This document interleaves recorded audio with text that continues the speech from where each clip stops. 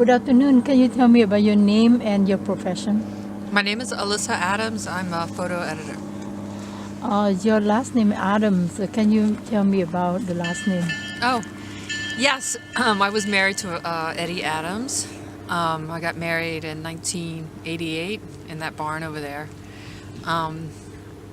And was married until Eddie passed away in 2004. I met him at a birthday party. I was a graphic designer. He was a photographer, and there was a book project that we were both working on. And I knew him about 4 years. We met in New York City, and then yes, and then we ended up getting married, and we're married for about 15 years before he passed away. And we have a son, August Adams. So your time with Eddie were not during the time he was in Vietnam, covered the Vietnam War, wasn't it? No, I met Eddie in about 1983, so that was quite some time after the Vietnam War. And when I met him, he was also divorced. He has a wife and 3 children who were with him when he was over in Vietnam. And obviously Eddie and I have a May-December relationship. He's about 25 years older, or was 25 years older than me.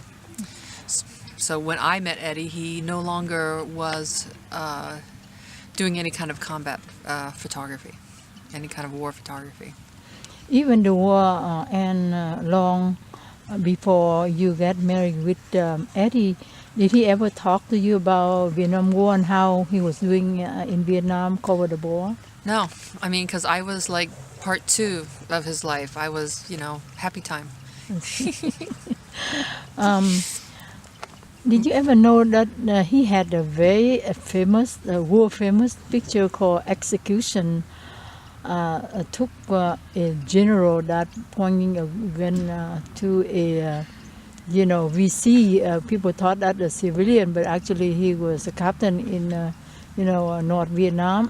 Did you know about that picture? And did he ever talk about that picture with you? I mean, I knew about the picture before I met Eddie, and then when I met Eddie, I found out he was the person that took that picture. But Eddie didn't really talk too much to me about that image. I mean, I heard him talk to other people. I know he was interviewed by Hal Buell from the AP and a couple of people about the picture, but he and I didn't really talk about it. And most of what I learned about that picture and what I learned about his time in the Vietnam War, a lot of that happened after he passed away. All of his, Eddie worked for the Associated Press, and for some reason, the Associated Press owns the copyright to those images, but Eddie actually had, he retained the negatives. I don't know how he managed to do that, but when he lived in New Jersey with his first family, and when his ex-wife was moving down to Atlanta from New Jersey, she had all the negatives in the garage. And so Eddie went and picked them up one day and came back with them in garbage bags. And before he passed away, I think it was his intention to start to go through them and organize them, but he didn't get a chance to do that. Later on, when Mr. Hal Buell interviewed him, and he expressed some,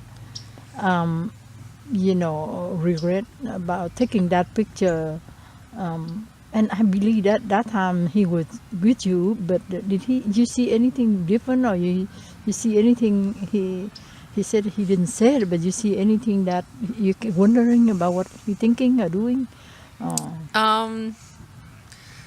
No, not specifically. I mean, I know a couple of times early in the time that I got to know him, he went down to Arlington to I think, visit Luan. And I don't know, those stories weren't really for me. Those were for his friends. But when I went through a lot of correspondence after Eddie passed away, because for some reason he had a lot of correspondence that he kept, I found out, I found a story that Eddie shot about probably like a week or 2 weeks or so after the shooting. It was a day in the life of Luan, and he kind of followed him around for a day. Actually, I don't even know if it was a day, if it was a week, or if it was a month, but shortly after the shooting, he followed him around, and I found those pictures of him doing everyday things, like meeting with people, going for a swim, and so you kind of got to know him as a person, not as a somebody in the military. And then I also found papers from lawyers about asking Eddie to write a letter on the behalf of the general because they wanted to deport him at one point. I don't know when it was. But so I found correspondence about that. And so, like, you know, after the event, you know, I found pieces of information that let me know that, you know, the general was very much kind of a part of Eddie's life. I see.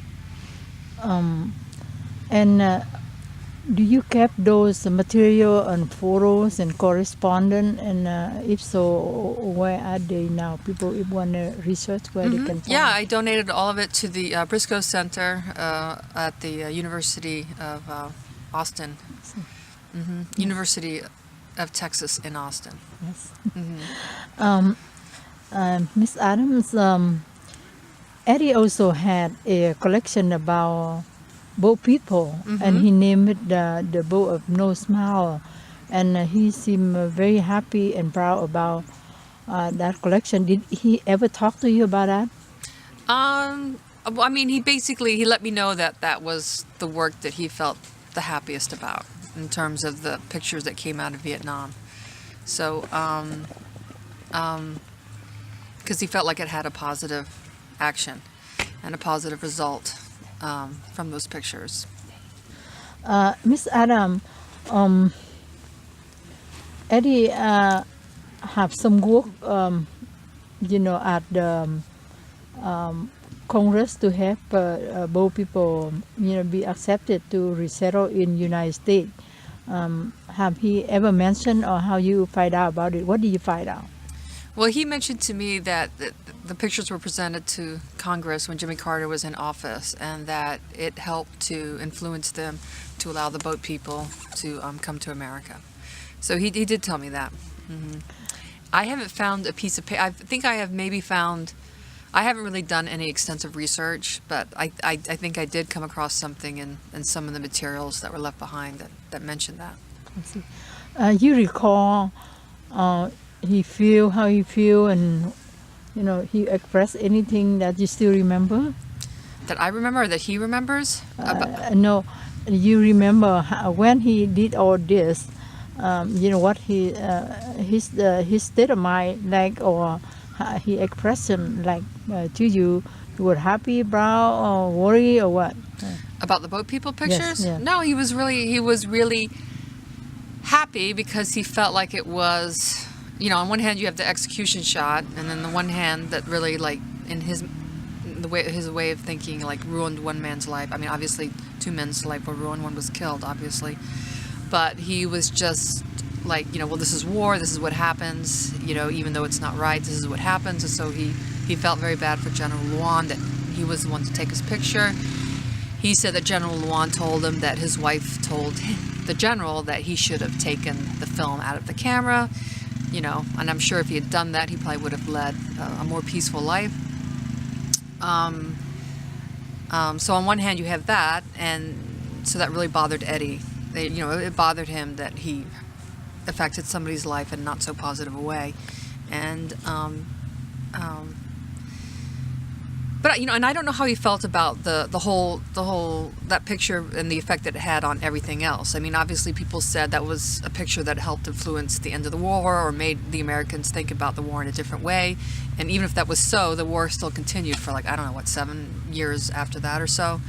So, but the boat people picture was something that had, you know, obviously a more positive resolution, and he was very, you know, it didn't X out the other one, but it made him feel better. I heard that he had one statement about the 2 pictures. Can you remember? No, because I don't know if I know the statement about. You mean comparing the pictures, or like? Yeah, because he won a Pulitzer picture for the execution, and Right. Yeah, Well, I think he thought he should have won a Pulitzer for the other one too.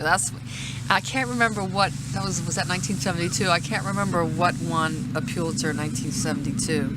But he thought for sure that he would win one for that. And I know that would have probably made him feel better, because it would have had more exposure, and maybe the cause would have been, you know, maybe there would have been even more positive effects. I don't know. So, Well, I and my crew have the opportunity to come here to attend the Eddie Adams workshop, the 25th anniversary, and we thank you for your generous by inviting us here. And I want to ask you a question. What made you carry this on? I mean, how long Eddie had passed away? well, he passed away in 2004 and it's 2012, so this is the 7th or 8th workshop without him. But, you know, it kind of has a life of its own, to tell you the truth. There are so many people that Eddie knew and so many people that he affected and that he touched, and they all are, this workshop couldn't happen without them. I mean, the workshop can't happen unless the people involved want to make it happen, because everybody donates their time. So as long as people are still coming up here and want to continue, then we'll keep doing it. So I don't know what else to say about that.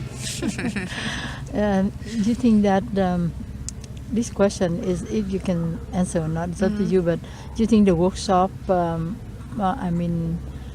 influence or make the difference to the young generation who want to have photography like their career? Well, I think they meet a lot of people here that can help them in their career, and I think it's great that they get to meet them all in one weekend. There are people from major publications and newspapers that would probably, if there wasn't this workshop, it might take them, 5 to 10 years to be able to meet all these people. And they're all here over one weekend. So, and they're here to look at the work and see what the young people that are coming up are doing.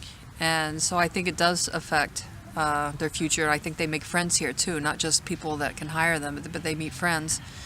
And the people that have been here through the workshop, maintain their friendships over the years. And I forgot what else I was going to say. Oh well. So I think it does help them, and I think that I just hope it makes them realize, when I think it does, when they're up here listening to everybody talk and they see the pictures and they listen to what they've been through, then I can't help but think that it's going to affect the way they think about things going forward. Well, you said that you married Eddie at the second phase or second part, the part of positive, the part of happiness. Can you tell us what it's like to marry to a very famous photographer, different age, and then I think it's maybe a little too personal, but I just and maybe my audience want to understand what it's like to marry a very famous photographer that you done that in how many years you in marriage? We were married about 15 years, and then I knew him for 4 years before that, so all in all about 19, 20 years. Mm-hmm. So I don't know, it actually in spirit Eddie was younger than me. I mean, he was very youthful in attitude. I was the old lady in the relationship in terms of my attitude, so he was, always surrounded by friends and always had to have people around because he just liked to be with people. And so what was it like? I mean, the reason I liked Eddie, because there was no pretenses. You always knew where you stood with him. He was a real person. He did really real things. He didn't talk about them. He actually did them. And so I had an immense amount of respect for that. Wonderful. Do you want to say anything at all that I didn't ask and you want to include in the interview?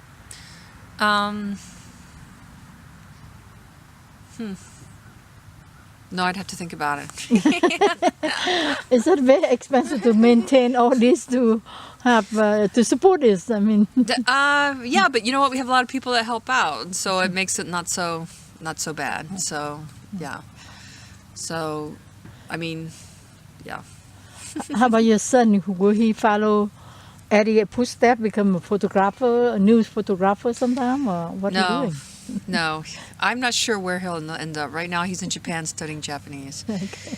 So, I don't think he'll be a photographer, even though he's actually really, really good. Someday you never know. You never know, but you know what? You have to have the drive, and he doesn't have that. He doesn't have the drive to pursue photography. You know, even though he's pretty good. Someday something happen, he might. Yeah, you know. maybe we'll Yeah. see. Okay. Well, thank you very Okay. much, Alyssa. Thank you very I much, appreciate Nancy. that. Thank Yeah. you. Thanks. And PR and government, because he asked if any of their family worked for the even government. education. Right. But I think the landscape is changing. Mm-hmm. I see. I work like this, and I work with universities. Right now, it's changing. Right now. Yeah. So what we're doing here, if we want to bring the gap, Right. because if we don't do this, they hard to start. They don't know. Right. And then they have to learn around until they get into the point they can start. It's gonna be Right. a lot of time and effort. So When they can learn from you right now. yes. Yeah. Yes.